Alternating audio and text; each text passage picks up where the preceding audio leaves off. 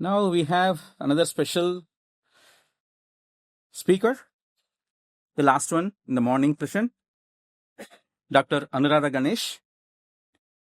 Friends, Dr. Anuradda Ganesh is a global expert on alternate fuels and renewable energy. She is the managing director and CEO of Arantri Consultancy, ex-Cummins Chief Technical Officer, and is the former head of the Department of Energy Science and Engineering. Please, madam. Dr. Ganesh brings a combination of excellence in academia and industry. Prior to joining industry, she had an extensive career in academia and at the Institute of Technology, Bombay. She was the first woman to head any engineering department at IIT. It's really remarkable. And Purdue University, USA invited her to be a visiting faculty in 2008, where she enhanced global collaboration. Dr. Ganesh is a member of the Society of Automotive Engineers India Limited, the Solar Society of India, and the Women's Indian Chamber of Commerce and Industry, an alternative on renewable energy in India, poised to provide a great platform for women entrepreneurs in this field. Let us all welcome Anuradda Ganesh for her talk. Thank you so much. It's very difficult for a person like me to talk at this forum where I wish my father was alive. He's the one who would have probably understood all the shlokas that you said. I could only understand the interpretation, but I wish I could really get the meaning of each and every word. My brother can. I was the only one who was a rebellion at home and who said, no, all this you people read, I will do my work with the villages. While that gave me a lot of satisfaction, it is only off late that I've realized that the two are very, very connected. If I had known this, maybe I would have been better at bringing in technologies for the rural applications. And whatever he said and the awards or the invitations I've got is only because of whatever I could contribute in my own way to the villages. But in the process, the amount that I have learned, I cannot even express. We didn't have those terms of sustainability at that time. In fact, I should tell you that I've always believed that the third law of thermodynamics is the ultimate thing. It says entropy increases, disorder increases, and once it increases, it will continue to increase. So we are already there. We have opened the can of worms. It's the damage is done. All we can do today is reduce the rate of increase of damage. Okay, and now we are looking back and trying to see, let's bring in sustainability. We have to sustain by reducing the rate is all that I'll say. But somehow for me, being an engineer, the third law of thermodynamics really has hit here. And I keep saying, we remembered it long time back that this is a statement which each one of our engineers should remember. Any scientist should remember, I would say. Having said that, I think India did not and need not adapt. Can you go on to the next? Okay, so I think we all believe now, after all the talks this morning, that India did not adopt sustainability, nor does it need to. We have always lived it, and long before even this word was coined. And I very strongly believe. And while the entire world is searching for solutions for or climate resilience, or you talk about net zero, he said, MD of a company. What we do is only provide recommendations for net zero road mapping and decarbonization. And all this was already there. It was there in our traditional, conventional ethos. Minimal waste. I know how much I remember him so much today, him and my mother, because I used to think they are so kadus. I used to hate it. You come home and they'll be scolding me. Switch off the fan. Don't waste this. Don't waste that. Because I was always ready to move on and do something next. But I really remember them today. I understand why they said what they said. And then get maximum value out of things and shared resources. Shared resources were so beautifully explained by our previous speaker, and it really rings a bell in my ears. Having said that, when I started teaching, I must say I started teaching in 1988. I taught energy management, that time energy efficiency, that time, and I continue to teach it now. Nothing has changed. That is a sad part. What one has to teach, nothing. It has only added. We first taught only energy efficiency. Then we started talking about, circular economy, sustainability, waste to energy. All of it has been added to one course now. But nothing has changed. Believe me, we still talk about energy efficiency. Only day for yesterday I was in a conference which was for energy efficiency. I'm very surprised that nothing over time has changed. We are still teaching and still talking and still doing the same thing. Nevertheless, one new thing has come, that's a circular economy.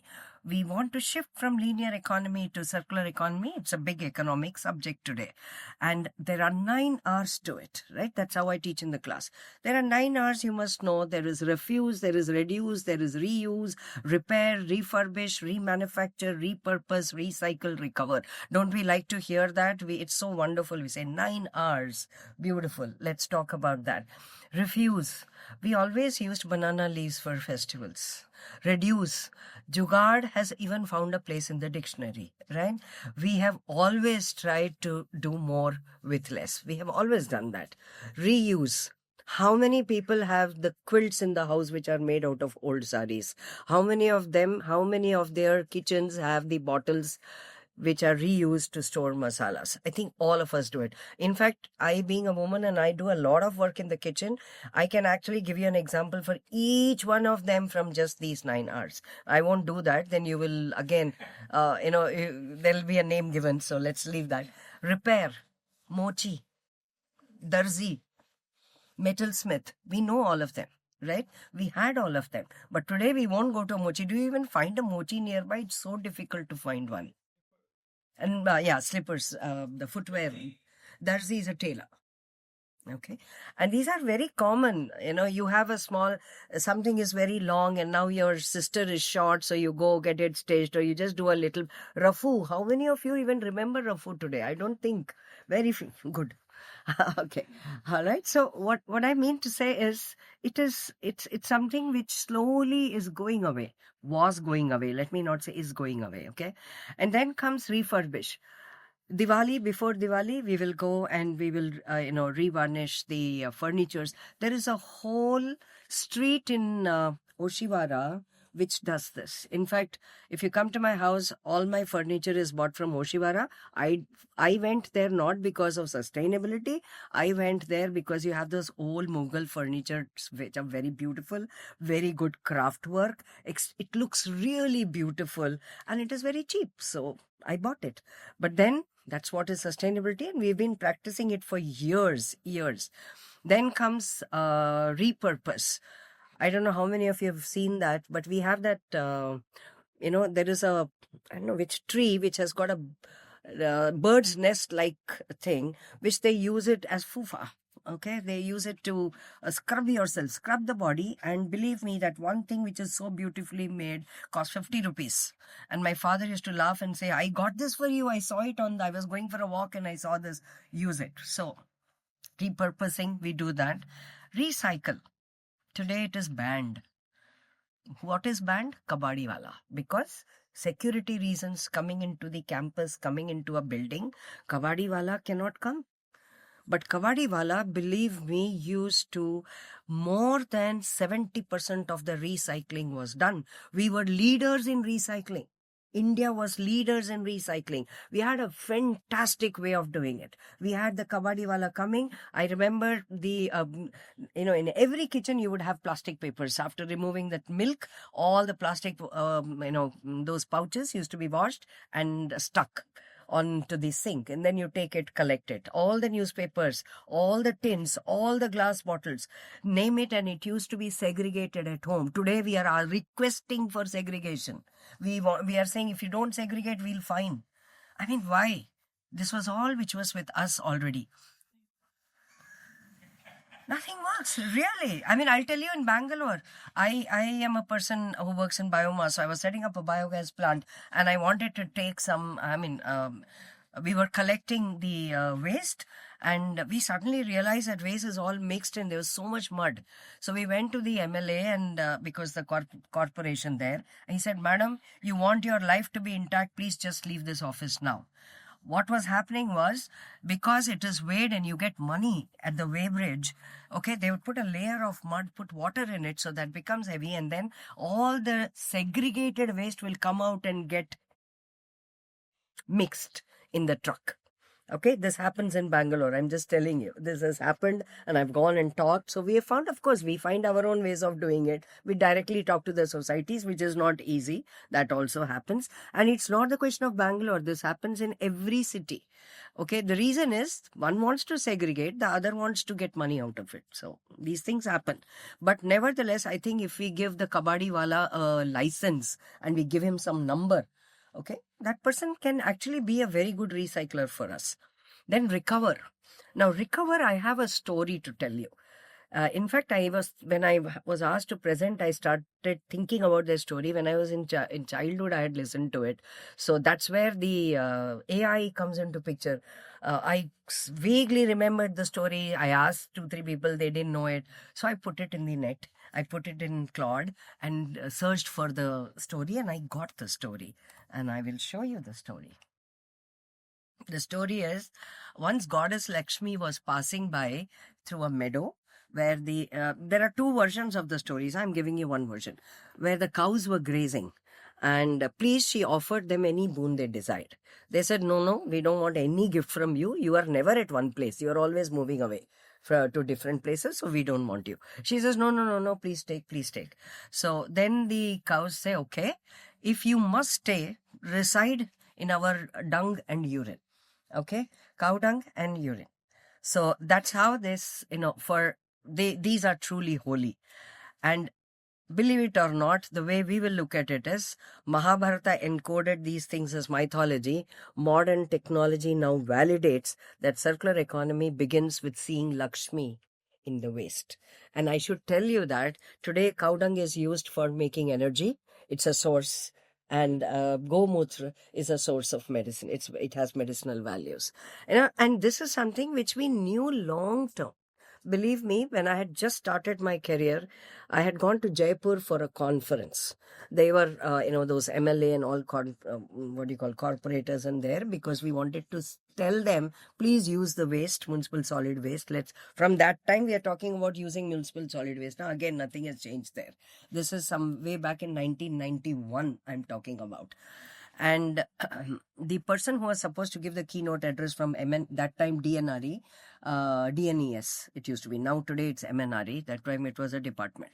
Said he got a heart attack there. So he could not give the keynote address. And the only next person who was there was me, because I'd gone to attend and he knew me. He said, Anuradha, why don't you talk about it? Hindi mein bolna padega. I said, okay, whatever I can. I gave some. He gave me his notes. I spoke. Next day in the paper, what was it? Professor Anuradha Ganesh कहती हैं, कचड़े से काला सोना. Today also I'm doing that only. Kachade se kala sona. I still work on that. So from that time to now, we know that we can get wealth from waste. We only need to adhere to it. We only need to do something about it. All right. So when India stops valuing anything, the world picks up.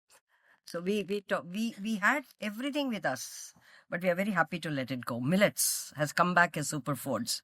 Yoga has come back as wellness tech. The height is, someone told me, we'll tell you a very good exercise. I was in Purdue 2008. Very good exercise to improve your brain power. What do? You just have to hold this and do this. I said, oh my God, I do it every day in the morning.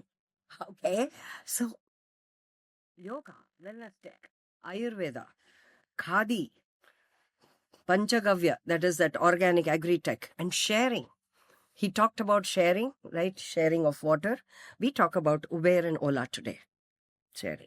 So I'm just bringing in a perspective which set me thinking when this topic was given to me, and that's all that I put. I'm not giving you any bhashan on this is how we should do or this. This is what we did. This is what we have done. This is where we have reached because of that. So everyone talked about want and need. I call it the philosophy of enough. Okay. all these SDG goals, SDG frameworks, the missing gap is the word enough. We have everything there. Okay, but we have that word enough which is missing. We had Santosha, which is contentment, finding sufficiency in what you have, not endless. We had Aparigraha, non-accumulation, no hoarding. Okay, just take what is necessary and then leave it for the rest. Don't bring it home and then say, okay, what do I do with it? And I do that very often. I am to be blamed. I just love saris. I just want them. I don't need them. Believe me. I go on buying. Okay. I actually realized it when I was writing. I said, what am I doing? And my husband made fun of me also. He said, you're going to talk about this? What do you do? All right. Artha.